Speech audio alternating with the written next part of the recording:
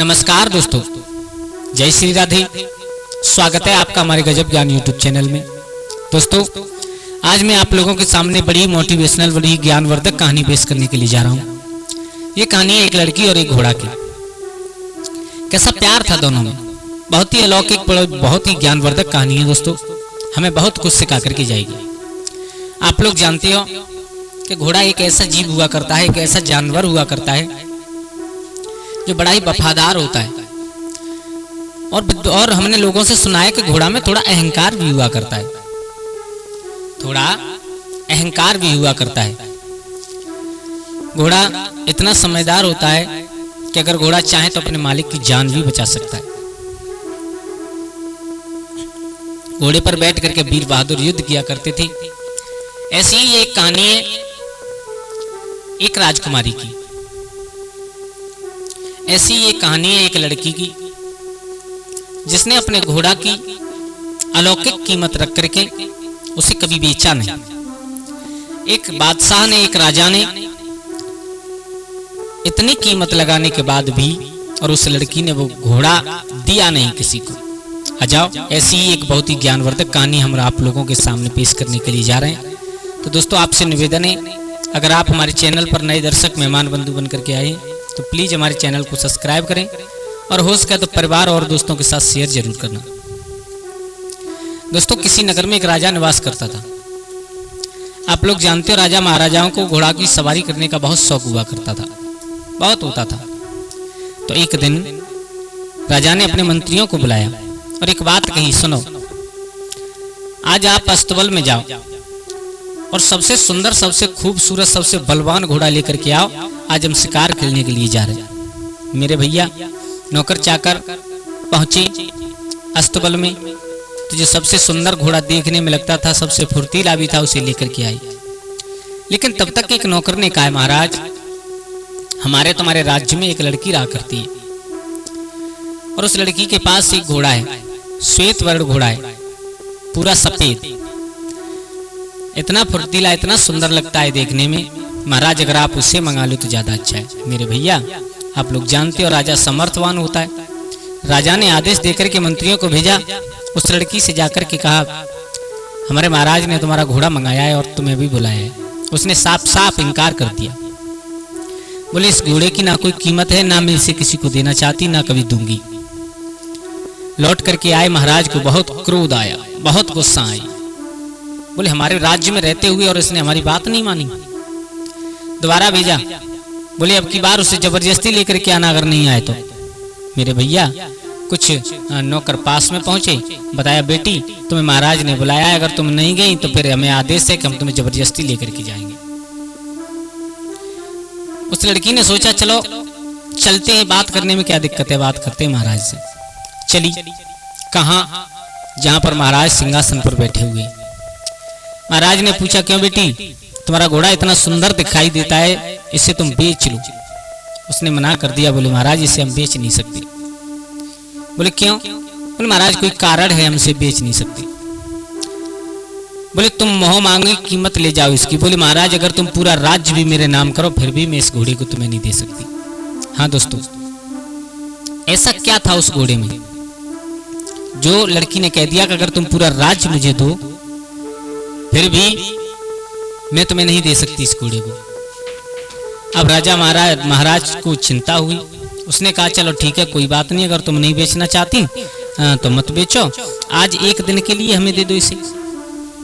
बोले हाँ, ये बात तुम्हारी मानने लायक है, हम तुम्हें जरूर दे देंगे एक दिन के लिए।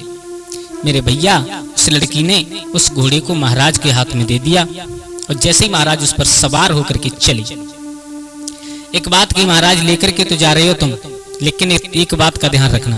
बोले क्या? बोले ध्यान ये रखना कि जब लौट करके आप आओ तो इस मेरे घोड़े को राजशाही घोड़ा साबित कर देना। बोले ठीक है। चले गए। कुछ सैनिक साथ में उस अश्व पर सवार होकर के महाराज जंगल में शिकार खेलने के लिए गए। इतना फुर्तीला घोड़ा, इतना बलवान घोड़ा, महाराज ने देखा तो दीवाने हो गए उस घोड़ा के। उसकी पीठ पर बैठे घोड़ा दौड़ता चला गया। साथ में सैनिकों पर जितने भी घोड़ा थे सब पीछे रह गए। महाराज को लेकर के चलता चला गया, एक ऐसी सुनसान जगह पर पहुंचा जो महाराज ने आज तक कभी जीवन में नहीं देखी थी। बहुत सुंदर वातावरण था, बहुत सुंदर बगिया थी, फूल खिले हुए थे, बहुत सुंदर सरोवर था, चारों तरफ पुष्पों की सुगंध ही सुगंध आ रही है, फल की सुगंध ही सुगंध आ रही है। महाराज उस जगह को देख करके दीवाने हो गए। जब लौट करके आए, ला करके वो घोड़ा उस लड़की को दिया और उस घोड़ा को राजशाही घोड़ा साबित किया। अब महाराज ने उस लड़की से पूछना चाहा, बेटा तुम ये बताओ इस लड़की इस घोड़े को क्यों नहीं बेचना चाहती? तो उस लड़की ने बताया, महाराज इस घोड़े से मेरा बहुत पुराना रिश्ता है। क्या रिश्ता है? तो जब मैं छोटी थी मेरे बाप मुझे छोड़ करके गुजर गए, चले गए। मैं जंगलों में घूमा करती थी, तो एक दिन एक बुजुर्ग आदमी ने आकर के इस घोड़ा को, जब ये छोटा था तब मुझे दिया और मुझसे ये बात कही थी, सुनो ये घोड़ा अगर तुम इसकी हिफाजत करोगी तो चाहे तुम्हारे ऊपर कितनी भी मुसीबत आ जाए, ये हर मुसीबत से तुम्हें निकाल करके ले जाएगा। हाँ, इसलिए महाराज मैं इसे बेचना नहीं चाहती। न जाने कैसी कैसी मुसीबतों से इसने मुझे निकाला है। लेकिन महाराज के दिमाग में एक बात आई, बोले हमने सुना है कुछ नीच लोग तुम्हारे बारे में गलत सलत बात करते हैं। वो कहते हैं कि इस लड़की का नाजायज संबंध है, नाजायज रिश्ता है, और हमने अपनी आंखों से जाते हुए जंगल में देखा है। उस लड़की ने समझाया, महाराज रिश्ता है मेरा इस घोड़े से, लेकिन रिश्ता कौन सा है? नाजायज कोई रिश्ता नहीं हुआ करता। इस घोड़े से मेरा रिश्ता है तो सिर्फ और सिर्फ जानवरों वाली मोहब्बत का रिश्ता है। और महाराज रही बात बेचने की, तो आप चाहे कुछ करो, इसे हम तुम्हें दे नहीं सकते।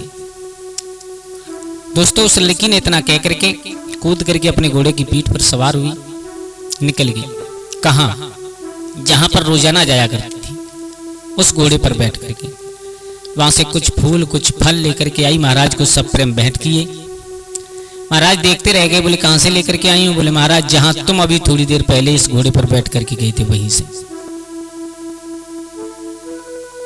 महाराज की संपूर्ण बात समझ में आ चुकी थी। बोले ये लड़की इस घोड़े को क्यों नहीं बेचना चाहती, इसके पीछे कारण है। क्या कारण है वो महाराज बिल्कुल समझ चुके थे।